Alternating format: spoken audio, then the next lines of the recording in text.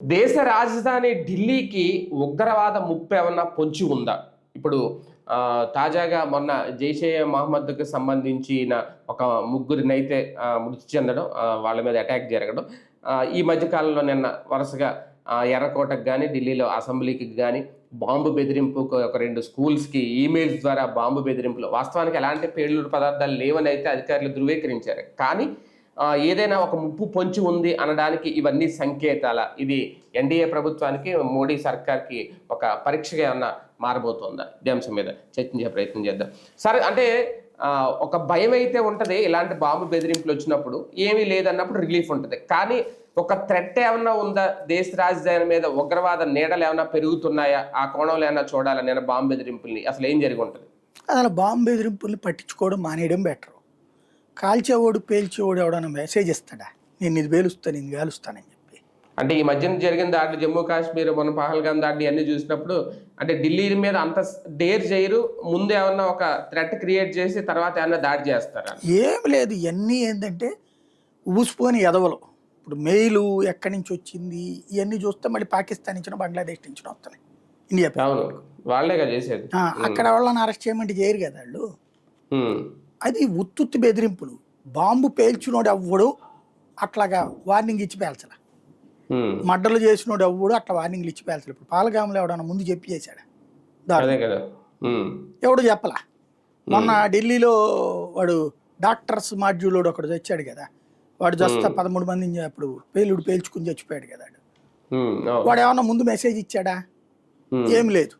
ఉమ్, బెదిరింపులు అనేటటువంటిది తరచు ఇప్పుడు ఫ్లైట్ లేట్ అవుతుందంటే కనుక ఫ్లైట్కి బాంబు బెదిరింపు పెడితే తర్వాతన ఫ్లైట్ లేట్ అయ్యి ఎక్కిన వాళ్ళు కూడా ఉన్నారు. అట్లాంటి వేషాలు కూడా ఉన్నాయి.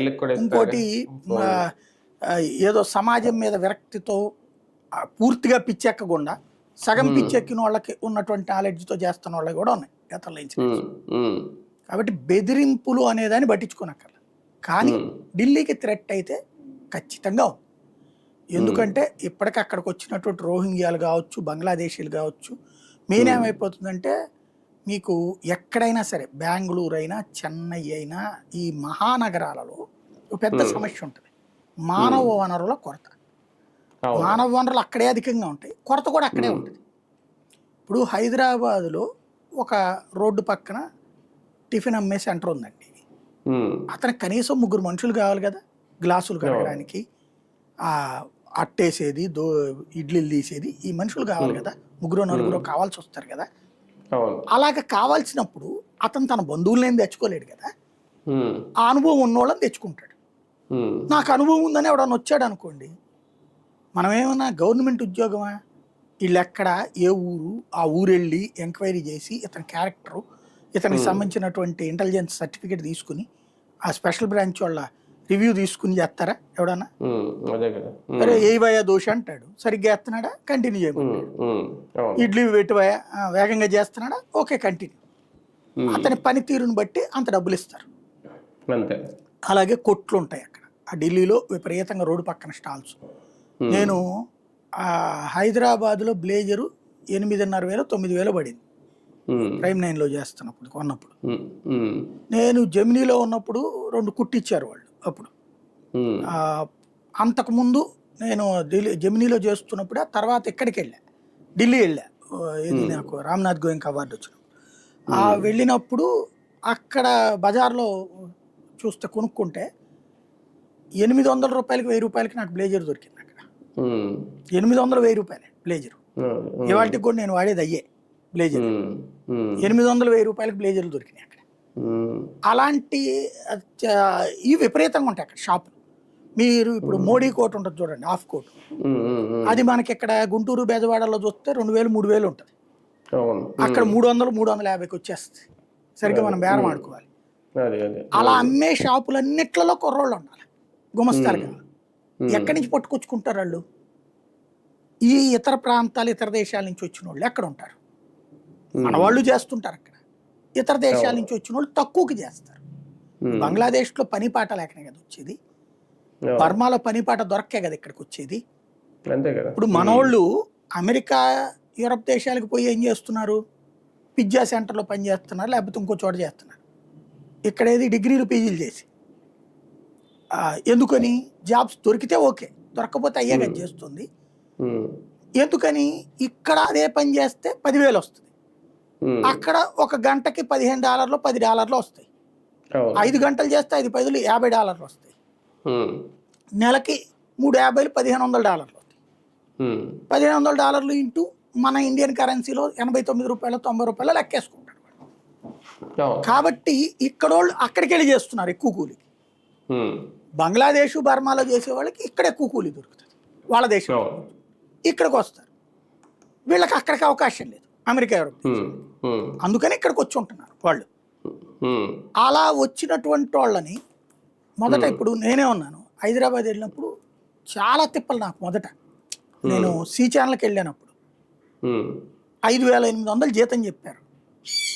నాకు ఇక్కడ 3,200 జీతం వస్తుంది. ఆ టైంలో నేను హైదరాబాద్ వెళ్ళింది 5,800 కదా అని. కానీ నేను ఎక్కువ ఆలోచించలేకపోయా.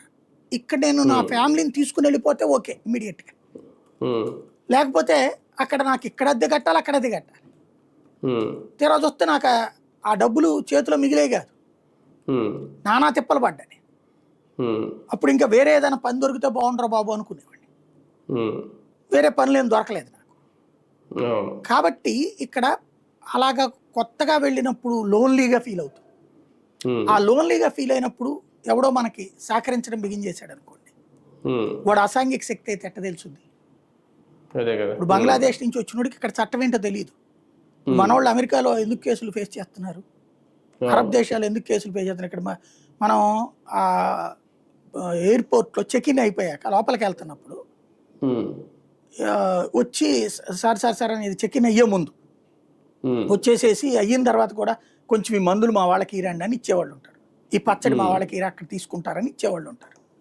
అది తీసుకుని అక్కడికి వెళ్తే అది ఏ మత్తు మందు అవుతుంది, అక్కడ నిషేధం, జైలు పాలైన వాళ్ళు బోల్డ్ అంతమంది మనవాళ్ళు. అక్కడ చట్టం ఏంటో మనకి తెలియదు కదా. ఇప్పుడు అమెరికాలోనైనా అట్లాగే మన ట్రాఫిక్లో ఇక్కడ ఎట్ట పడితే అట్ట అడ్డంగా వెళ్ళచ్చు, అక్కడ అట్ట కుదరదు. నువ్వు ఖచ్చితంగా రూల్ ప్రకారం యూటర్న్ చేసుకోవాల్సిందే. నువ్వు పార్కింగ్ ఇప్పుడు దుబాయ్ లాంటి చోట్లన పార్కింగ్ ఎట్ట పడితే అట్ట పెట్టడానికి లేదు. ఖచ్చితంగా అక్కడ పార్కింగ్ లో ఉన్న వెహికల్ గ్యాప్ ఉంటేనే నువ్వు పెట్టాలి. లేదు పార్కింగ్ ప్లేస్ కాని చోట పెడితే ఒప్పుకోరు, అక్కడ కేసు. సింగపూర్లోనైనా అంతే ఉంటుంది. నేను చూసిన ఆ 2 దేశాలు కాబట్టి చెప్తున్నా, రూల్స్ ఉన్నాయి. మనకి ఇక్కడికి మళ్ళీ అక్కడ బతికేసామంటే కుదరదు. అట్లాగా ఈ చట్టాలు తెలియవు.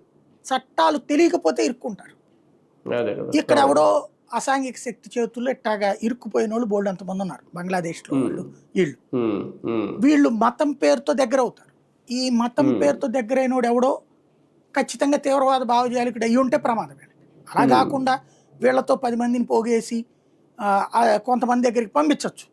ఇప్పుడు మనకు కనుక బీహార్ ఛత్తీస్గఢ్ వాళ్ళని ఇక్కడ కూలీలు తీసుకొస్తున్నారు చూడండి, ఆ టైప్లో జరిగితే హ్యాపీని. అలా కాకపోతే ప్రమాదం. అలాంటి వాళ్ళు ఢిల్లీలో బోల్డ్ అంతమంది ఉన్నారు. వాళ్ళు చివరికి రోడ్లు ఆక్యుపై చేసేసుకున్నారు, ప్రభుత్వ స్థలాలు ఆక్యుపై చేసుకుంటే ఇప్పుడు రేఖా గుప్తా గవర్నమెంట్ ఒక పక్కన కట్ చేసేస్తుంది, తీపిస్తుంది. దాంతో అలాగా ఉన్నట్టుండి ఇల్లు పోయినోడు, ఉపాధి పోయినటువంటి వాడు ఏడుపు ఎక్కువ ఉంటుంది, కసి ఎక్కువ ఉంటుంది. వాళ్ళని అసాంఘిక శక్తులు వాడుకుంటాయి బాగా. కాబట్టి ఢిల్లీ ఎవరు థ్రెట్ ఉండే ఏరియా. ఎందుకంటే ఢిల్లీలో ఉన్నటువంటి వాళ్ళు ఢిల్లీ వాసులు 40% ఉంటారు. 60% మంది చుట్టుపక్కలే ఉత్తరప్రదేశ్ నుంచి వచ్చిన వాళ్ళు. మొన్న వెళ్ళాను నేను ఢిల్లీ, ఋషికేశ్ వెళ్తా. ఢిల్లీలో నన్ను కారులో తీసుకెళ్ళినటువంటి అతను ఉత్తరాఖండ్, ఢిల్లీ నుంచి తిరుగుతూ ఉంటాడు. అట్లాగే పంజాబ్ నుంచి వచ్చిన వాళ్ళు అక్కడే ఉంటుంటారు, ఉత్తరాఖండ్ నుంచి వచ్చిన వాళ్ళు ఉంటారు, హర్యానా నుంచి వచ్చిన వాళ్ళు ఉంటారు అక్కడే. నార్త్ ఇండియా నుంచి వచ్చిన వాళ్ళు అందరు ఢిల్లీలోనే ఉంటారు. వాళ్ళలో లోకల్ వాళ్ళు ఎవడో తెలియదు. కాబట్టి సమస్య ఎదురవుతూ ఉంటుంది అనమాట. సార్, నిజంగా అంటే ఉగ్రవాద సంస్థలు ఏమన్నా ప్రతీకార చర్యలకు సిద్ధపడుతున్నాయా? బేసిక్గా మోడీ వచ్చినప్పటి నుంచి వాళ్ళు ప్రతీకార చర్య కూడా కాదు, ఉనికి కోసం విధ్వంసం సృష్టించాలని చూస్తున్నాయి. ఎందుకంటే ఇప్పుడు మీరు చూడండి, నక్సలైట్లు ఎదవరకు ఏం సాధించారని వాళ్ళు ఉన్నట్టుండి పోలీసులు పేరుస్తారు. ఎందుకని? ఈ భయాన్ని చూపెట్టి నలుగురు దగ్గర నుంచి డబ్బులు వసూలు చేసుకుంటారు, నలుగురు నాయకుల దగ్గర. ఏం నీకు కూడా మందు పాత్ర ఎట్టంటావా అంటే భయం కదా. అదే కదా. అవసరమైతే ఆస్తి అమ్మేనే వాళ్ళు అడిగిన డబ్బులు ఇచ్చేవాడు నాయకుడు. ఉమ్, ఉమ్, అలాగా టెర్రరిస్టుల కాన్సెప్ట్ ఏంటంటే వీళ్ళకి విరాళాలు కావాలి. ఉమ్, ఈ విరాళాలు కావాలంటే వీడు ఇప్పటికే 25-30 ఉన్నాయి తీవ్రవాద సంస్థలు. ఉమ్, ఎవడు క్లెయిమ్ చేసుకుంటాడో వాడి గురించిన ముస్లిం సమాజంలో ప్రపంచవ్యాప్తంగా ఉన్నటువంటి కట్టర్ ముస్లిం ఐడియాలజిస్టులు ఉంటారు, ధనవంతులు లేకపోతే కనుక ఇన్వెస్ట్ చేయగలిగే వాళ్ళు. ఉమ్, ఉమ్, ఉమ్, వీళ్ళు ఏంటంటే ఒక ఫీలింగ్ వీళ్ళకి ఏది, అల్లా రాజ్యం స్థాపించేటటువంటి సందర్భంలో, ప్రవక్త రాజ్యం స్థాపించేటటువంటి సందర్భంలో అంటే ముస్లింని అంగీకరించిన వాడు, ఇస్లాంని అంగీకరించిన వాడల్లా అజ్ఞాని, కాఫిర్, ఉమ్, ఉమ్, వాళ్ళని చంపితే స్వర్గానికి వెళ్తాం, వాళ్ళని హింసిస్తే స్వర్గానికి వెళ్తాం అనేటటువంటిది వాళ్ళ మత పెద్దలు వాళ్ళకి చెప్పినటువంటిది ఉమ్, ఈ ఇతర దేశాల్లో ఉన్నటువంటి వాళ్ళు. ఉమ్, అందుకోసం నువ్వు ఖర్చు పెడితే అది నీకు మంచి జరుగుతుంది, నీతో పాటు నీ కుటుంబం స్వర్గానికి వెళ్తుంది, మీ అమ్మా నాన్నలు స్వర్గానికి వెళ్తారు. ఇప్పుడు మీరు ఆ మత ఉన్మాదంతో చచ్చిపోయే తీవ్రవాదులు ఉంటారు చూడండి, వాడిని ఎలా కౌన్సిలింగ్ చేస్తారు? జన్నతికి పోతావు నువ్వు, ఆడికి పోగానే 72 మంది అమ్మాయిలు లైన్లో నుంచుని ఉంటారు అన్నట్టు. నువ్వు చాలాసార్లు ఉగ్రవాదులు ఈ టాయిలెట్ పార్ట్కి ఒక ఇదిగా షీల్డ్ పెట్టుకుని దాడులకు పాల్పడతారు. అంటే వీళ్ళ దృష్టిలో ఇక్కడ చచ్చిన తర్వాత అక్కడికి వెళ్ళాక కూడా వీడిది ఆ పురుషాంగం స్ట్రాంగ్గా ఉండాలి, అక్కడ 72 మంది మహిళల్ని సంతృప్తిపరచాలి. ఇది వీళ్ళ పిచ్చతనం. అంటే వాళ్ళ నిరక్షరాస్యత, వాళ్ళకి సంబంధించినటువంటి లేకపోతే మత పిచ్చతో వాళ్ళని తయారు చేసేది అది అక్కడ. ఇదే టెర్రరిజంలో ఉన్నట్టు. వీళ్ళకేంటి, నువ్వు వెళ్తావు, అలాగే ఆ తల్లిదండ్రులు కూడా చెప్తారు మీ అబ్బాయి జన్నత్కి వెళ్తాడు, మిమ్మల్ని కూడా జన్నత్కి తీసుకుపోతాడు, మీ వాడి వల్ల మీరు అవుతున్నారు అంటారు. ముజాహిదీన్లు అంటే అదే గొడవ, అదే కదా. ఆ టైప్లో తయారు చేస్తారు వాళ్ళు. అలాంటి భావజాలంతో తలమునకలైపోయినటువంటి వాళ్ళు డబ్బులు ఇచ్చేది అలాంటి ఏదన్నా ఉద్వంసాలు సృష్టించినప్పుడు. అంతకుముందు మీకు కనీసం 3 నెలలకు 2 పేలుళ్ళు అనబడి చెప్పారు. హర్యానాలో జరిగిందా, ఉత్తరాఖండ్లో జరిగిందా, తమిళనాడులో జరిగింది. ఇవి ఇదివరకు ఏంటంటే రాష్ట్ర పోలీస్ సపరేటు, సిబిఐ సపరేటు, రా సపరేటు, మిలిటరీ ఇంటెలిజెన్స్ సపరేటు, ఇట్లాగే ఎవడి పని వాళ్ళు చేసుకునేవాడు. అక్కడ ఈ తీవ్రవాదులు కథలకు కనిపించినప్పుడు ఆ స్టేట్కి ఇంటిమేట్ చేసేవాళ్ళు అయిపోయేది. మీరు అప్పట్లో చూసుకుంటే పేపర్లలో వచ్చే వార్తలు, ఇంటెలిజెన్స్ హెచ్చరించినా పట్టించుకోలేదు పోలీసులను అడిగితే వాళ్ళు రొటీన్గా అలర్ట్ చాలాసార్లు ఇస్తుంటారు, 100లో 95 సార్లు అవ్వదు, 5 సార్లు జరిగినప్పుడు మమ్మల్ని ఎట్ట అంటారు, స్పెసిఫిక్ లేదంట. అరే స్పెసిఫిక్ ఎత్తే నువ్వెందుకురా, మేమే వచ్చి పట్టుకుంటాం కదా అంటారు సెంట్రల్ బలగా. ఇట్లాగ సమన్వయ లోపం ఉండేది. మోడీ వచ్చిన తర్వాత అమిత్ షా ప్లాన్ చేసింది ఏంటంటే హోంమంత్రిగా అన్ని వ్యవస్థల అనుసంధానం అంతా ఆన్లైన్ సిస్టంలోనే, ఇంకా దీంట్లో కాదు కూడదనడానికి ఏం లేదు. ఢిల్లీలో ఒక ఇన్ఫర్మేషన్ వచ్చింది, ఆంధ్రప్రదేశ్లో సో ఏరియాలో కదలికలు కనబడుతున్నాయి, ఎక్కడో లేకపోతే సత్యసాయి జిల్లాలో ఉన్న టెర్రరిస్ట్ ఎట్ట దొరికాడండి, నంద్యాలలో ఉన్న టెర్రరిస్ట్ ఎట్ట దొరికాడండి, ఎక్కడ ఏ అనుమానాస్పదం. ఇప్పుడు తమిళనాడులో విధ్వంసం చేసి పారిపోయినటువంటి వాడికి సంబంధించిన వివరాలు తమిళనాడు పోలీసులు అప్లోడ్ చేసి ఈ మధ్యన వాడు ఏదో వచ్చిపోయాడని ఇన్ఫర్మేషన్ వచ్చింది, సో ఆంధ్రప్రదేశ్ నుంచి నంద్యాల ప్రాంతం నుంచి వచ్చాడన్నటువంటిది ఇక్కడ వాళ్ళు అనుకుంటున్నారు అన్నది అక్కడ వాళ్ళు ఇంటిమేట్ చేశారు. వెంటనే జాతీయ పోలీసులు ఆ ఏరియాలో ఫోన్ సిస్టమ్ ట్రాక్ చేస్తారు, ఆ వివరాలన్నిటిని చెక్ చేస్తారు అక్కడ కమ్యూనికేషన్. అక్కడ సో చోట ఏదో తేడా జరుగుతోంది, ఫస్ట్ వచ్చి వాళ్ళు వెరిఫై చేశారు, చేశాక వాళ్ళు వచ్చి అరెస్ట్ చేస్తే కానీ తెలియలే మనకి. నంద్యాల దగ్గర ఇప్పుడు తమిళనాడులో అద్వానీని పేల్చేసి వచ్చినోడు ఇక్కడ దర్జీగా బతుకుతున్నాడు, వాడికి బిడ్డ, ఆ బిడ్డకి పిల్లలు అంతా ఎట్ట దొరికారు ఈ తీవ్రవాదులు. ఆ ఎన్ఐఏ అట్లా సమన్వయం చేయడం వల్ల. అంటే ఇక్కడ స్కూళ్ళు ఆర్మీ స్కూళ్ళు కాదు సార్, ఆర్మీ స్కూళ్ళు మరోపక్క అసెంబ్లీని టార్గెట్ చేశారంటే రాజకీయ నాయకులు, భద్రతా అధికారులకి ఏమన్నా బెదిరింపులు కార్యక్రమం ఇది? ఏం లేదు, చెప్పాను కదా, ఇప్పటికీ నేను చూసిన ఈ 3 నెలల్లో 1000 పైన ఉంటాయి. ఎయిర్పోర్ట్ పేల్చేస్తాం, ఇది ఈ పెట్టగానే పెద్ద తలనొప్పి ఏంటంటే ఆ డ్రాగ్ స్క్వాడ్, బాంబు స్క్వాడ్ ఇవన్నీ రావాలి, చెక్ చేయాలి.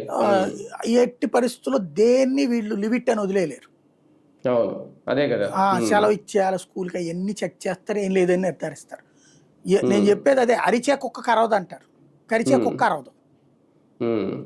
కానీ ఉగ్ర కార్యకలాపం చేసే ఏ ఉగ్రవాది బెదిరించడు, ఉమ్, బెదిరించేవాడు ఉగ్రవాది కాదు. ఉమ్, ఉమ్. కాకపోతే మోడీకి అయితే మోడీ హిట్ లిస్ట్ లో ఉన్నారా? మోడీకి థ్రెట్ ఉందా? ఉగ్రవాదులు కన్ను ఉందా మోడీ ఏంది, అనుకోవచ్చా? దేశంలో ఉన్న ప్రతి నాయకుడు థ్రెట్ లోనే ఉంటాడు. మోడీ అమిత్ షాలు హై థ్రెట్ లో ఉంటారు. అంటే ఆయన వచ్చిన తర్వాతే కదా ఎక్కువ ఈ ఆపరేషన్లు అది ఇవన్నీ ఉంటుంది పెరగడం, ఖచ్చితంగా. అది ప్రపంచం సర్జికల్ పాకిస్తానీ స్ట్రైక్స్. ప్రతి తీవ్రవాద సంస్థ ఆయన ఏదో ఒకటి చేయాలని అనుకుంటుంది. అందులో భాగంగా ఈ బెదిరింపులు అయితే వస్తూ ఉంటాయి. Right, right. మొత్తానికి ఢిల్లీలో ఉన్న ప్రజలైతే వాళ్ళకి కాస్తంత బిక్కుబిక్కుమంటూ జీవించే పరిస్థితి. ఏ సమయంలో ఏ బెదిరింపు వస్తుందో, స్కూళ్ళల్లో వెళ్ళిన వాళ్ళ పిల్లల పరిస్థితి ఏంటి అనేది. కాకపోతే భద్రతాధికారులు కూడా అలర్ట్గానే ఉంటున్నారు. ఈ బెదిరింపుల విషయంలో ఇక నెక్స్ట్ ఎలాంటి నిర్ణయాలు తీసుకుంటారు, కట్టుదిట్టమైన భద్రత పెంచారంటే ఇప్పటికే కదా కూడా, ఇంకేం చేస్తుంది ప్రభుత్వం అనేది ఇంక వేచి చూడాల్సింది.